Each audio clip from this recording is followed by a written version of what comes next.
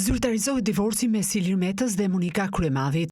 Të premte gjykata e Tiranës pranoi kërkesën e ish-presidentit Meta për zgjidhjen e martesës nga bashkëshortja e tij, deputetja e Partisë së Lirisë Monika Kryemadhi.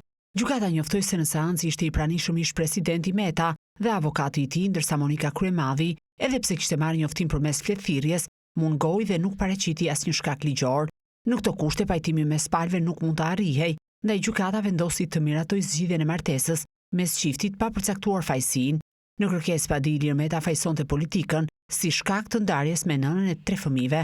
Vitet e fundit kam konstatuar fillimisht mosdakordësi dhe kontradikta, që kanë ardhur duke u shtuar fillimisht për shkak të qëndrimeve dhe pikpamjeve të ndryshme në lidhje me zhvillimet në aspektin politiko-përfaqësues dhe vendimarrës, që me kalimin e kohës ato u bën prezente edhe në raportin ton bashkëshortor, derisa kohët e fundit këto mospërputhje qëndrimesh e mendimesh edhe ndaj njëri tjetrit kanë sjellë si pasojë grindje të herpashershme, duke tronditur thellë marrëdhënien tonë bashkëshortore, thuhet në kërkesën e paditësit.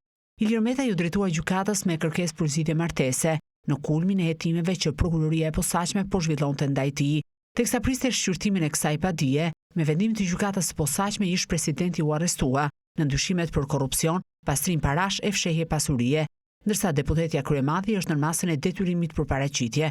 Por ndërsa rrugët e jetës tashmë i kanë të ndara, në përballjen me drejtësinë do duhet që Meta dhe Kryemadhi të jenë bashkë.